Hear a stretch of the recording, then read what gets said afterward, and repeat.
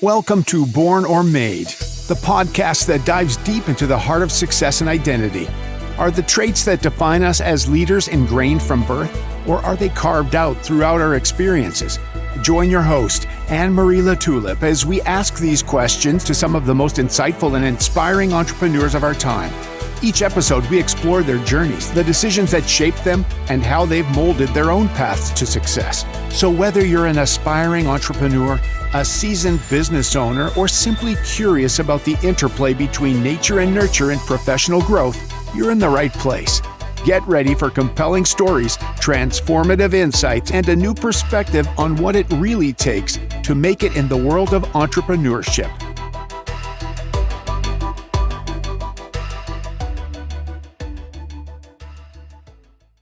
Hello and welcome back to the Born or Made podcast. I'm your host, Anne-Marie LaTulip. And with me today, I have the lovely Mel Mason. I can't wait for you all to meet her. So I'm going to hand it over to Mel and have her tell us a little bit about herself, her journey, how she ended up where she's at today. Anne-Marie, thanks so much for having me here. It's an honor and a pleasure to get an opportunity to share.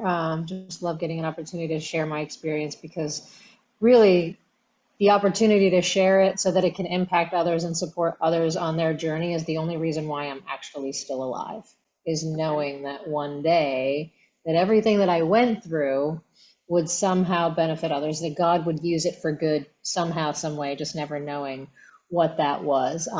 Right. I'm known as the Clutter Expert. I did not get my name by accident. I didn't go to school for this. I didn't just decide, I like organizing, so I'm gonna start an organizing business. No. I was the cluttered mess. Okay. And I'm guessing you mean emotionally and figuratively, or? All of the above, yeah, and Yeah. we'll get into that. Yeah, absolutely. So growing up, like you couldn't walk in my room. Oftentimes people that struggle with clutter actually have pathways that you can walk through. It may be really narrow, but there's pathways. Yeah, sure. When I grew up, like there were no pathways. If you tried to walk in my room, you were pretty much taking your own life in your hands. So you better have a life insurance policy Oh my because goodness. you're gonna fall and break your neck, okay? Now, can I ask you a quick question before you Yeah. go on? Was your whole house that way, or was it just confined to your space? Well, because this was in my adolescence, so this was just my room. Okay. All right. Yeah. So if that was me growing up and having my own place, yeah, it would have gone to the whole place because I wouldn't have cared because my outsides were reflecting my insides. You know, I didn't realize it at the time, but that's really what was going on because every once in a while, my mom would get frustrated enough and she would do something about it and she would clean my room. But what would inevitably happen is that in no time, it was right back to the way that it was beforehand. Yeah. So for any of you out there that have organized a surface, cleaned out your closet, and had the clutter come back, I'm about to break it down as to why that happens and support you in learning the secret to keeping the clutter from coming back once and for all. And the only reason why I know is because it happened to me. And so I only share my own personal experience, what I went through, what I did in my own journey to get to where I am today. And so, like I said, the outside is really just a mirror of the inside. It was reflecting a lot of inner chaos going on in my life. Very early in my childhood, I experienced a lot of traumatic events and loss. My parents divorced when I was 4, so I had my first abandonment when I was 4 years old. Was continued to be abandoned by my mom because she was a single parent, had a lot of sexual trauma early on, and then by the age of 15 years old, my older brother committed suicide. Oh my goodness. Wow. When he committed suicide, he left everything that he owned to me, the 15-year-old cluttered mess. And so I got to go through everything that he owned and decide what I was keeping, what I wasn't keeping, all at 15 years old after losing him to suicide. And that was pretty much the nail in my coffin. I had planned to take my own life just like he did. I wanted to get off the planet. And so it was seen fit that I go get some intensive therapy. And so I got shipped off to go live in a residential treatment center for adolescents where I was introduced to yoga and mindfulness. And ultimately, what I learned through that process was how to become willing to look at what I call the inner clutter, all of the inner clutter that's accumulated, which is the unprocessed emotions from traumatic events and the limiting beliefs that we accumulate throughout our childhood and the resentments and the fears and all of those things that accumulate and cut us off and block us off from accessing who we truly are, which is God, source, creator, our highest self, and our birthright. And as a result of being willing to look, like, first, let me just say, I wasn't ever trying to get organized. It was never on my radar, like, oh, I should clean my room. I should really get organized. I should do something about this. Never once was that like in my mind. As a result of being willing to look and do this work and clear the inner clutter, what's happened is that I spontaneously and effortlessly started to create order in my life and went from that chaotic mess who thrived in chaos to someone who had to have order, everything had to have a place, and things needed to be in their place. I had that complete 180 switch within about a year's time of doing this work. And that's why I'm so passionate about what I teach, is because it happened by accident for me. Okay. And I didn't think that, like, I was like, yeah, right, this is going to work for other people. This just worked for me. But I've been working with clients for 10 years now, and I've watched my clients consistently get results when they take the coaching and they put into practice and they're willing to do the work. When they're willing to look and do the work, every area of their life gets better. Wow. Okay. So I have a couple of questions. So you only get two. I mean, it's a podcast and all, but you only get two. Well, okay. All right. I'll save it to two for now, for this paragraph. So you're not only helping people organize their clutter, but you're helping people organize their minds and mindset along to do what you did. Yeah. Well, I mean, the truth, right? Yeah. I mean, the truth of the matter is that the clutter, the physical clutter, is simply just an external manifestation of an internal condition. It's just a symptom, right? Right. And when people hear the word clutter, they think of the physical stuff. They think of the piles, the papers, the drawers overflowing, the garage you can't park your car in. But what people don't realize is that this inner clutter that we all have, every single human being, if you were born human and you're on this planet, you got inner clutter. Right. It just may not show up as physical clutter. So maybe you can relate to some of these because there's other manifestations. And I only know this because I've had almost every single one of them. It doesn't just show up as clutter. It can show up as addiction, whether it's to drugs and alcohol or social media or Netflix binging or whatever you're addicted to, sugar or whatever, right? It can show up as addiction. It can show up as carrying extra weight on the body clutter. It shows up as being too busy. How many out there always say, I don't have enough time. I don't have enough time. I'm too busy. I don't have enough time. Oh, yeah. Manifestation of clutter, right? It's a lack of intimacy with the present moment.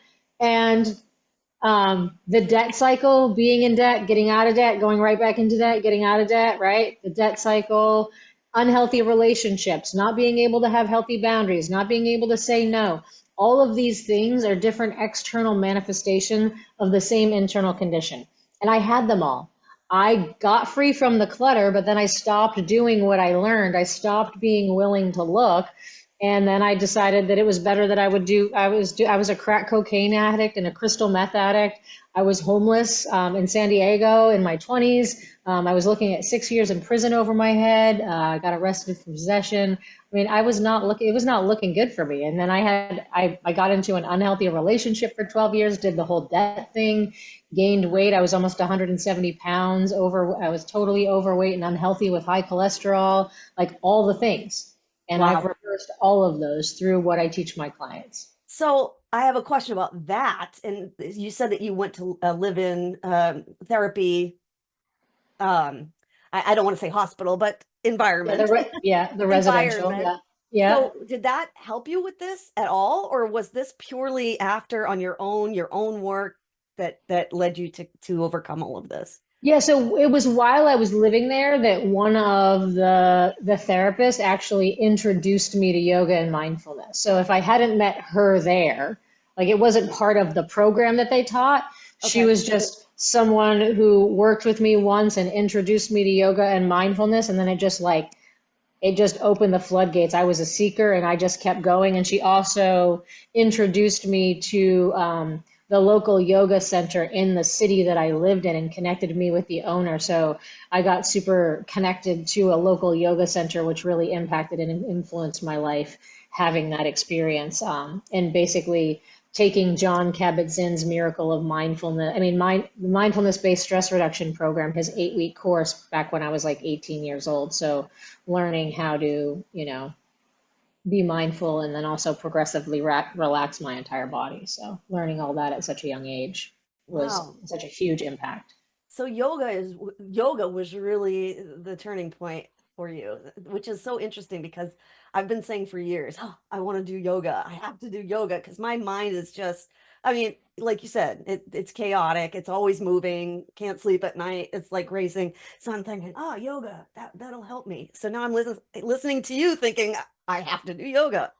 Yeah, I mean, the word yoga actually means union. It's the union of the mind with the body. It's becoming one because we spend so much time disconnected. Most people live from their neck up. They're not in their bodies.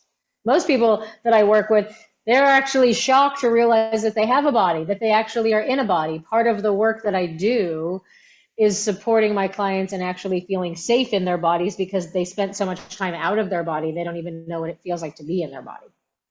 So when you say that, do you mean out of their body, like suffering from addiction or on some kind of drug? Is that what you mean by Well, no, out of just their even body? disconnected, even if Or you're just not on drugs, like you're not, there's so many people that aren't even aware that they're in a body.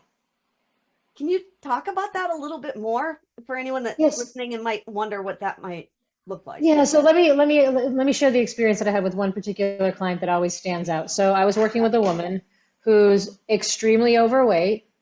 And I don't label anybody anything. I don't buy into labels. Like I don't call anybody a hoarder or whatever. There's hoarding tendencies. So she was extreme hoarding tendencies on the side of like the dirty dishes everywhere, the trash everywhere, the filth everywhere. It was that extreme of a case. I was doing a simple guided visualization with her, moving through her body. And when I got to her neck, I was led to say, isn't it interesting that your head is connected to the rest of your body? And we went through the visualization and we came back, we got out, and she shared with me that she said that that was the first time that she ever realized that she had a body below her neck. She had never felt her body, never experienced her body from below her neck. Just because we live so disconnected, not present, we're either living in the future or we're living in the past. And when we are, we're not in our bodies. We're not paying attention. We're not aware. I'm so in tune to my body because I'm so in my body all the time. Like I know what's going on in my body. I know when something's off in my body. I know when something's starting to shift because I'm super in tune with my body. But that's because I've learned how to feel safe in it. So one of the biggest things that, because all clutter is like, I don't want, it's like these walls, right? We put up clutter, we put up weight, we use addiction as walls of protection. So we Yes. want to protect ourselves. So we're protecting. And so we put up these walls and we don't feel safe. So we want to start feeling safe in our body so we don't feel the need to protect anymore. Because once we feel safe, we won't feel the need to protect. That is so interesting. So when you say not, she didn't realize she had a body, but does that mean how do you talk about pain? Does that mean she never had any pain in her body, or is that kind of a completely separate You might thing from what you're experience pain, talking? but just not even realizing that you're in a body, like just super disconnected, just on Interesting. autopilot, unconscious, Yeah, like that's absolute unconsciousness. I mean, the only time you would probably realize that there was a body is if you were experiencing pain. right. Right. That That's would what be I the was only time, and it curious would have about. to be Yeah. severe. Yeah, that's so disconnected. Yeah, Wow. yeah, because That's it's the walls and walls and walls and walls and walls of separation. Yeah, and that's interesting that you compare, people who have hoarding tendencies to people with addiction, overweight, because you're right. And when I've watched those shows that are on TLC, the hoarding shows and all that. I've been on the show Hoarders as an Have you assistant really? organizer. I was Mhm. going to ask you about that actually. That's funny that you mentioned that. But they No, all it's funny. The say, show Hoarders is the reason why I launched my business. It's how I got the idea the first time I ever saw it. And then I got the opportunity to be on it, and I almost said no because I feel so strongly about the show that they cause so much harm. They're doing more harm than they are good. They're the reason why I actually launched my business. Oh, So I that's almost didn't do it, but I was like, I want to see the behind the scenes of what they actually do, and it only confirmed for me that I do not like what they do. Oh, that's interesting. I'd like to talk about that, but first I'm just wanted to say that it's true that they say that the people that have these tendencies are using things to protect themselves from the outside or what, or being, Yeah, most of them have some sort of trauma that it's they've all been through. everything is Yeah, trauma related. It's all trauma related. right. It's all trauma. So There's some trauma. do you think that it's possible to have a super chaotic inside, super chaotic mind if you haven't been through trauma? I mean, if you are born human, you don't get out of life unscathed. You have some trauma. You may not remember it, but just the fact that, here's the fact that just the fact that you came out of a nice, warm, cozy womb into a brightly lit hospital room with them poking and prodding you and shoving stuff. The fact that you came out of that nice, cozy, warmy sack into this cold environment, that's traumatic. Being born is traumatic. That's your first trauma, is actually being born.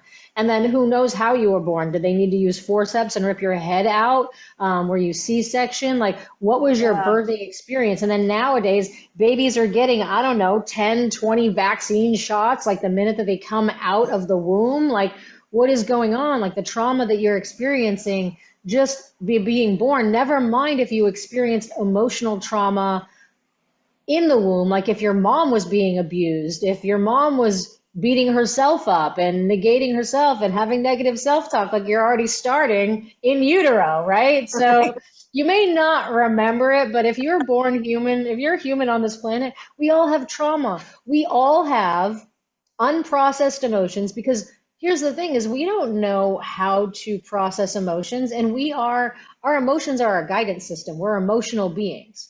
So our emotions are what, indicate to us what's going on. They're like it's our guidance system. Like, oh, if I'm feeling good, I'm in the right direction. If it's not feeling good, what's going on here? It's an indicator. Let me take a look, right? Yeah.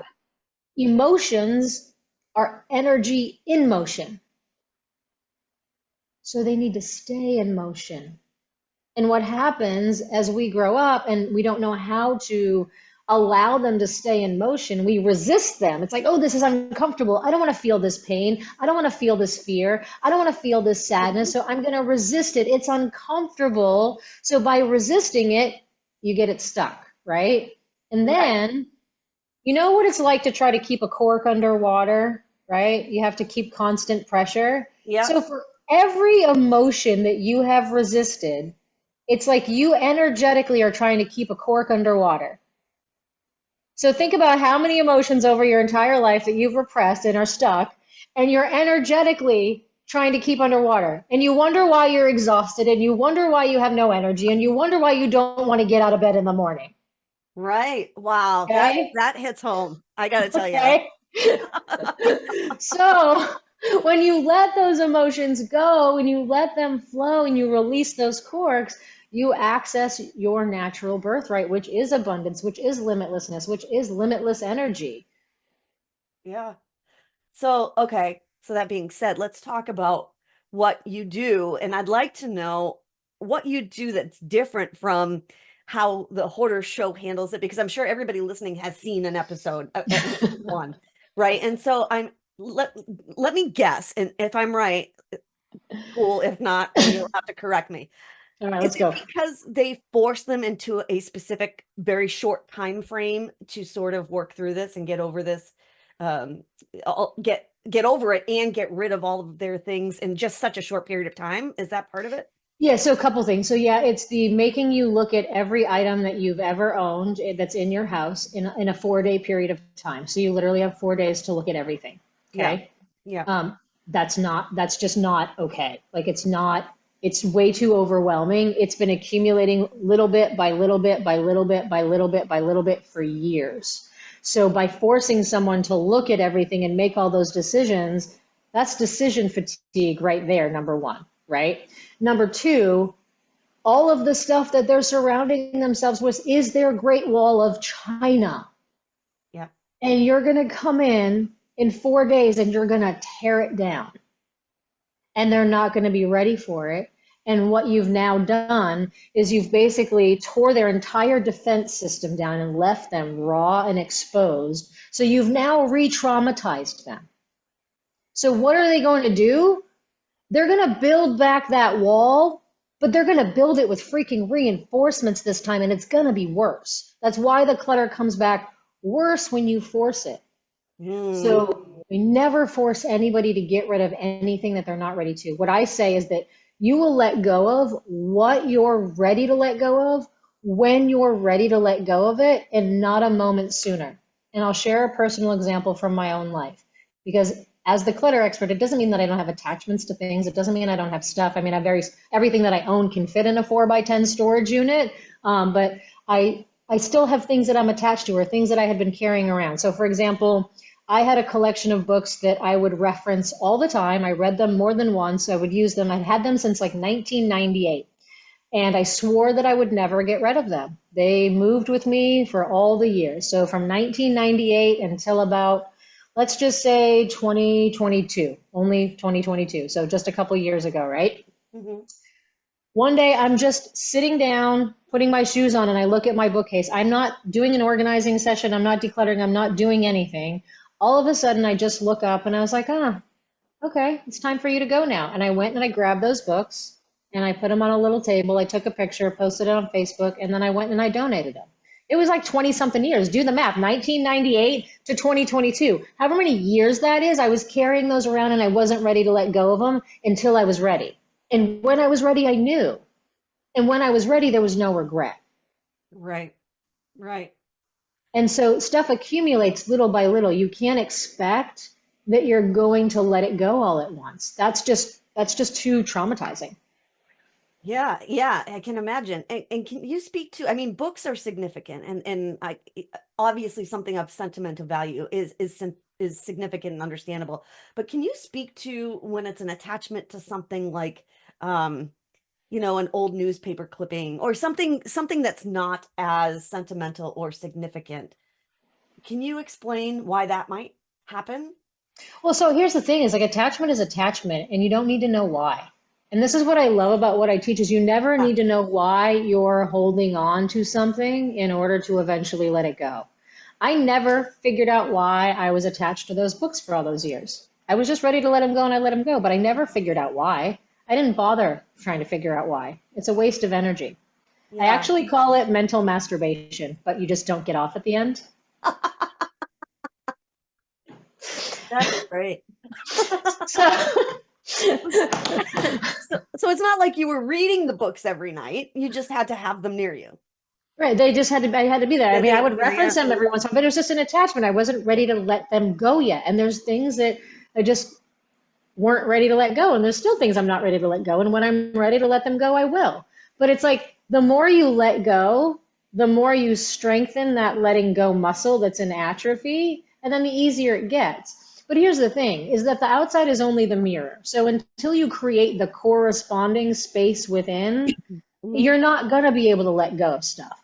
You're going to stay attached because you're attached inside. So until you start letting go of the stuck emotions, the stuck energy, the resentments, the fears, the limiting beliefs, and doing all of that, until you create that corresponding space, you won't start letting go of stuff outside. But when you start doing the inner work, you will find that you just start letting go of stuff that you wouldn't even have let go of before. You just start closing loops, finishing things that you would start, letting go of stuff, making decisions. Like it just starts happening spontaneously and effortlessly, and you actually have fun doing it. Oh, that is so interesting.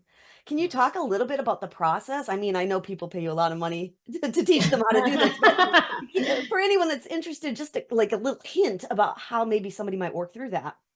Yeah, I mean, it begins with starting with the willingness to look, the willingness to look within. So learning how to become willing to look, and then feeling safe in your body. And as you become willing to look, then navigating and creating the plan and the process for addressing whatever manifestations of clutter that you have in your life, whether it's the physical, whether it's the weight, whether it's addiction, whatever it is, it's individual when you work with me because your manifestations are different and unique. Okay. And how long of a process is it different for everybody?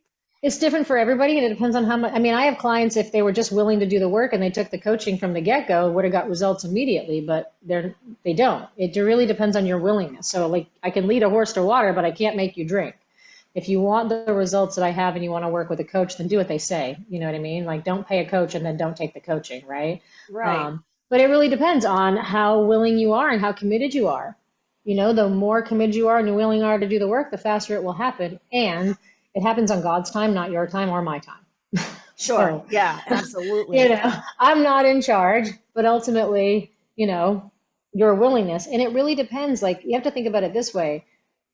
How long has it been going on? How many years of accumulation are we talking about? Because if it's like, 10, 20, 30, 40 plus years, it's a lot of stuff that you eventually have to look at and make decisions about. So it's going to take years to go through everything, ultimately, if you want to be Yeah, honest. I mean, it's not for the faint of heart. I can imagine. Do you No. do work in person as well in your area or?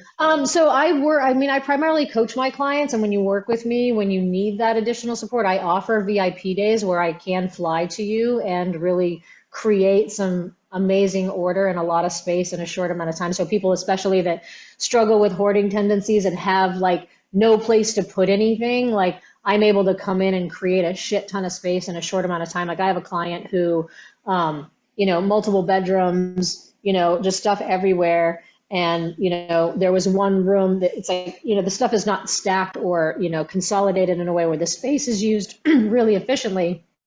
So I was able to basically take an entire room that was completely full or looked full and consolidate it into like less than half than what was there to open it up to basically use that room as a temporary storage room to create space as we're going through things because you need to be able to create some space to work in when you have no Yeah. space to work. So I do VIP days to create that space, but I do recommend also that you are working with me privately to maintain it and continue, but I mean, you don't necessarily have to be. So if that's someone out there that really needs that space created in a short amount of time, I am available for VIP days. I fly anywhere in the world, so it's totally up to you. So that is Oh, an wow, option. that is great that you offer Mhm. that because I'm sure like for some like you said, for somebody that's been hoarding for 30, 40 years, that might be a real benefit. But Yeah, yeah, yeah. It's because yeah. it's hard to, you don't know what to do with stuff, where to go. You're just in this state of overwhelm and there's no space. And I can come in, and one of my gifts is just creating order out of chaos. I can come into any space and create order out of chaos,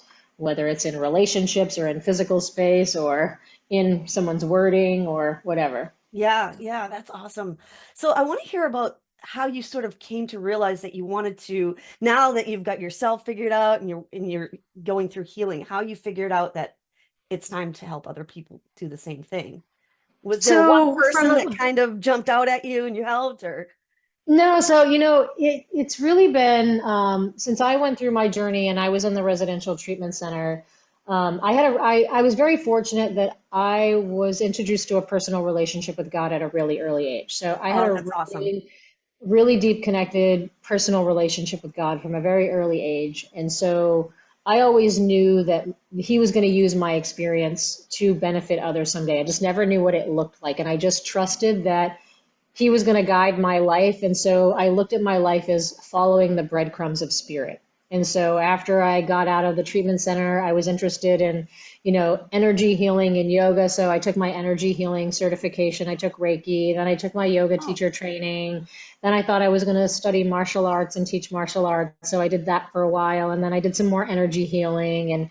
And then I did jobs that required me to be super organized. And I played Tetris with furniture in a 10,000 square foot warehouse for like 8 years and bench press sofas and things like that.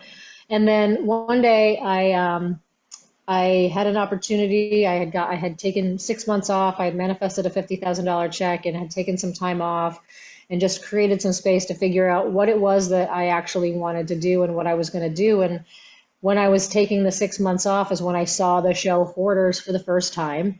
And when I saw the show, I was like absolutely horrified. I was just like, this show is harming people. I know from my background in energy healing that I hold really safe space for people. I can hold really big energy. I can process really intense emotions with people. I love creating order out of chaos, and I know how to keep the clutter from coming back. And so God gave me the idea to launch an organizing business, and that was in 2014. And that's how Hoarders found you, through that organizing business. Yeah, eventually, yeah. And it wasn't until 2019 that I actually shot the episode when I was living in the desert. Yeah. Wow. That's Hmm. amazing. So, speaking to the name of the show, Born or Made, I usually ask people, when you were young, as a child, did you have any entrepreneurial tendencies that you can remember? But for you, it seems like you had a really kind of a rough childhood. So I'm wondering, did you have time to have any entrepreneurial tendencies, or how did that Okay. look like? How did that look? Okay. Yeah, no, it didn't look very good for me because I don't know that many kids will say this, but I remember growing up, like wanting to be a drug dealer. I What? remember playing with like Mike and Ike's candies in a little plastic bag, wanting to be a drug dealer. Like, no shit. I've never said that on Where? public, but I remember like my entrepreneurial dream was wanting to be a drug Hey, dealer it's at good like money. 8 years old. I'm like, I don't know. I'm like, I knew pretty much all my life that I would eventually be my own boss. Like I would work for Yeah. myself someday. But yeah, like no, my entrepreneur, I never had like a lemonade stand. Oh, I did. One thing that I did is I used to live above a golf course, and around the woods, I would go play in the woods, and I would collect all the lost golf balls from the woods, and then I would walk out on the course and I'd sell them back to the golfers. So I did do that. That's brilliant. I love that. I forgot about that. I did Yeah, that when I was like, I don't know, like 13 or something. and they would actually pay you money for these. Yeah, a quarter a piece. That I love that. That's the best one I've heard. Other than the drug dealer.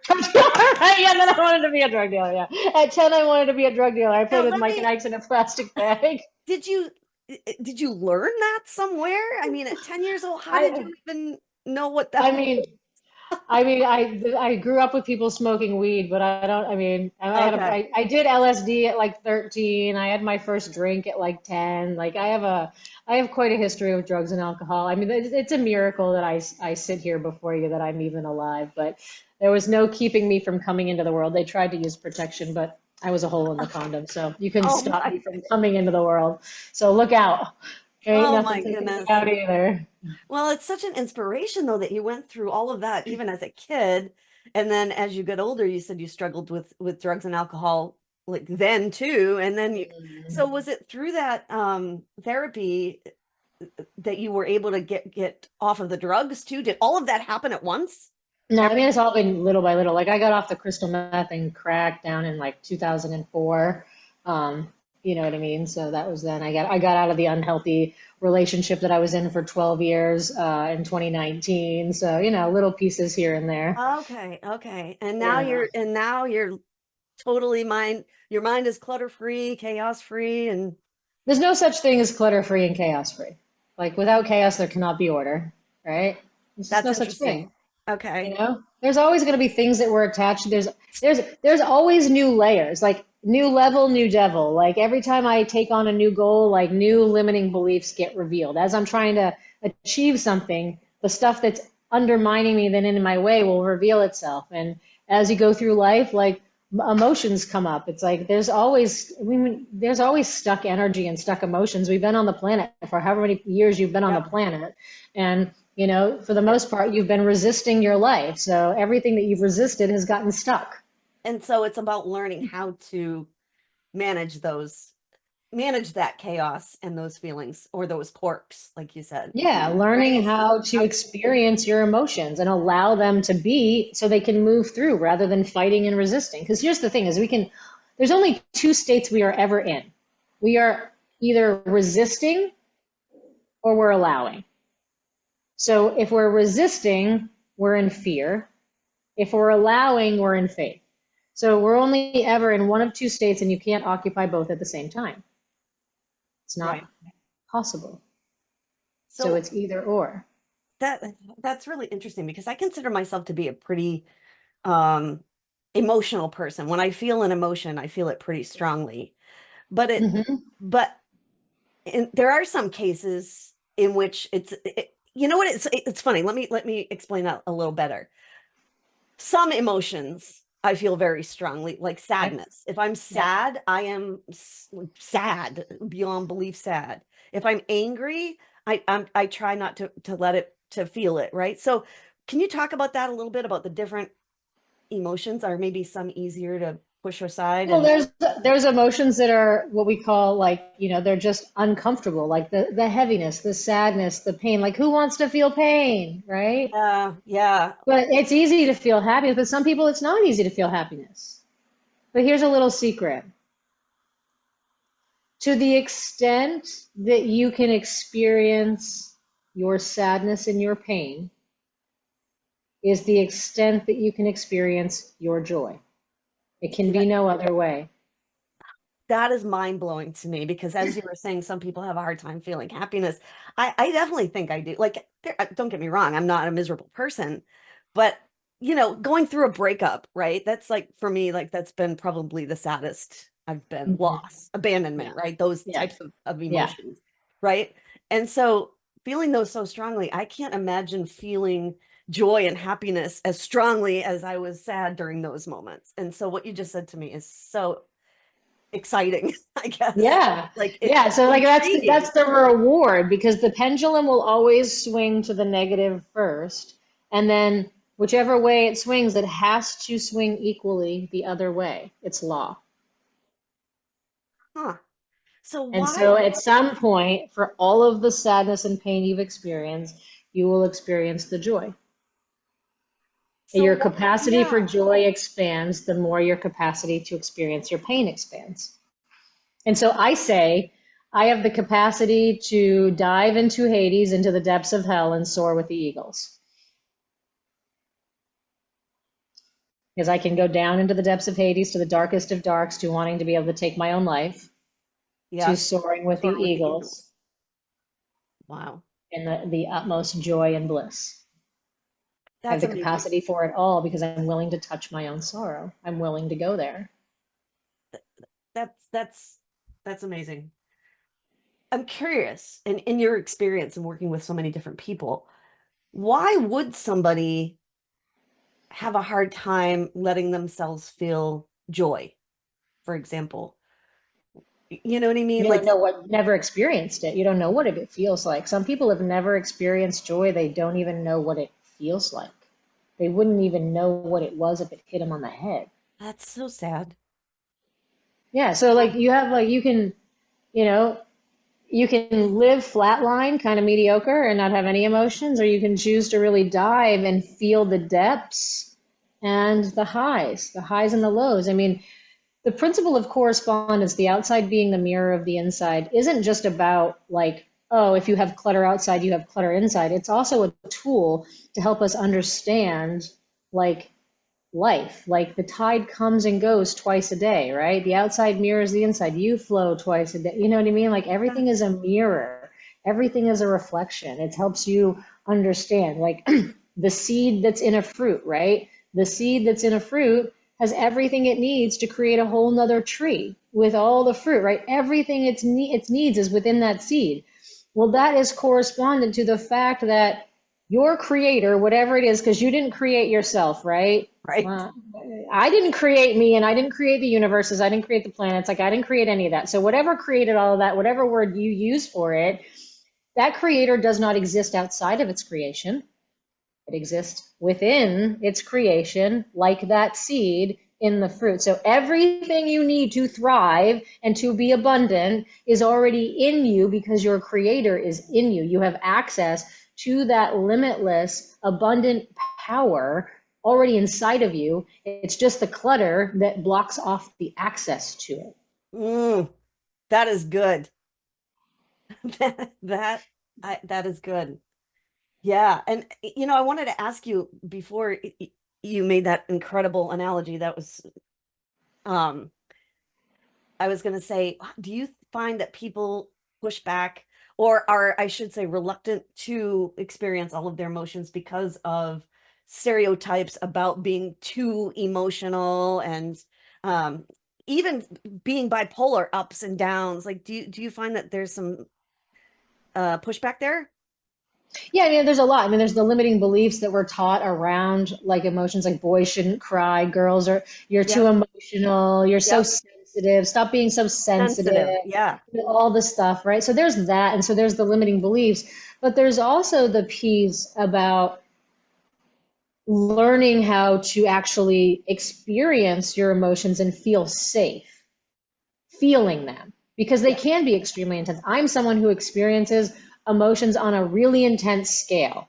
And so learning how to allow the emotion to go through you and have the experience, letting it be whatever it is. I mean, sometimes like the pain is like the shuddering, wailing, holding yourself in a ball so tight you can't get small enough, kind of crying and wailing like you think someone's dying, kind of crying, like that's the pain that needs to be able to come out, and learning how to allow yourself the space to do that, to have that emotion move through you and feel safe knowing that it's not going to kill you, it's not going to take you over. It just needs to do what it needs to do. Yeah. Like the same with anger. If you're feeling anger, anger's not, it's not a bad emotion. It's not like you shouldn't feel anger. It's learning how to allow the anger to move through you and express it without harming someone else. Because you can feel angry and you can punch pillows and you can scream and do all those things to express it, to move it out of the body without hurting someone else. Right. Basically, letting the emotions run their course, right? Yeah, but Yeah. feeling safe enough to do it, because most of Yeah. us just don't have the experience of feeling our emotions. So it's total like new land, right? It's unexplored territory. Like, oh my God, what does sadness feel like? And letting the sadness be, rather, because we're so conditioned to resist. Oh, this is uncomfortable. Let me go eat something. This is uncomfortable. Let me Yeah. scroll on social media. This is uncomfortable. Let me distract on anything but this. Right. So learning to tolerate your emotions so that they can move through rather than being in that state of resistance. That I just love what you're doing. I think it's so interesting to me. Thank you. I really do. And it's interesting. It's unfortunate that you had all of those bad experiences as you were young, but like you said, it's almost like God gave them to you so that you could use those to now help other people that are going through similar situations. So I love how things like that happen. You know what I Yeah, me mean? too. And I Yeah. wouldn't change any of it. There's nothing I would Yeah. change. Mhm. That's that's awesome. So tell me, what's next for you? Do you have anything exciting on the horizon? Any new things coming up? Yeah, like my big focus right now is I've gone through some transformational leadership training, some emotional intelligence training, and as I went through it, I realized that I want to also be able to facilitate the trainings as a trainer. So I'm in the process of becoming a transformational leadership trainer. So in the process of just focusing on that for the next few years, that's my big focus. I've actually had to take my own coaching, and one of my big priorities was running and training for ultra marathons, and both the ultra marathon and training to be a trainer, an intern trainer at the same time, were two huge time commitments that I got to say which one is my biggest priority and which one gets to take a back seat. So I got to take my own coaching and put some things on the back seat and just focus on the one goal right now, which is to be a transformational leadership trainer. So That's whatever it's going to that's take to get there over the next few years. that's exciting. Are those live events? Yeah, they're Or in person and yeah. Zoom. In Zoom, yeah. Yeah, Oh, if you've ever heard of like LifeSpring or Landmark trainings, they're similar to that. yeah, They're LifeSpring. leadership development, emotional intelligence trainings. Yeah, LifeSpring was actually just nearby here not long ago. So Oh, okay, they had an awesome. Yeah, in-person event. Yeah, yeah. yeah, Cool. And yeah. do you have a free gift for my audience? Oh, yes, I You, would love right? to give it. Yeah, I do, of course. So, as the clutter expert, I don't like giving out clutter. So, I wrote a book. I wrote a book called Freedom from Clutter, the guaranteed foolproof step-by-step process to remove the stuff that's weighing you down. I don't want you to go out and buy it because I don't want it to collect dust on your shelf. So, I'm just going to give you the whole thing for free. It's not a little ebook, right? It's it's the PDF version, but it's the complete book. It's over 130 pages. I wrote the book, did it during COVID. I'm just going to give it to you Wow. for free. So just go to freegiftfrommel.com. Put your name and email address in, download the book. That'll get you in my community as well. And I'm constantly teaching workshops and things like that to my community for free. So you can just jump in and get some support. And if it resonates with you and you want to learn more about what it looks like to work with me, just shoot me an email at info@decluttering-spaces.com or find me on social media and private message me. And we'll jump on a call to see if it's a good fit and see how I can support you. Awesome. And of course, I'll put all that information in the show notes so people will be able to click on the links. Thank you so much. Now, real quick, before the end of every podcast episode, I don't know if you've listened to any of them, but I always ask 3 random questions. Well, actually, they're always the same 3 questions, but you know they'll be random. Okay. All right. So we can know you a little bit better. All right. Number 1, if you were given the opportunity to go to space and walk on the moon, would you take it? No. Me either. No. I value my bone density. You know, that's about a 50-50. Most people, actually, no, like I said, 50-50. Some people are like, hell yeah. I'm like, no. No, I have no desire to space travel and lose my bone density. Thank you very much. All right. Second one.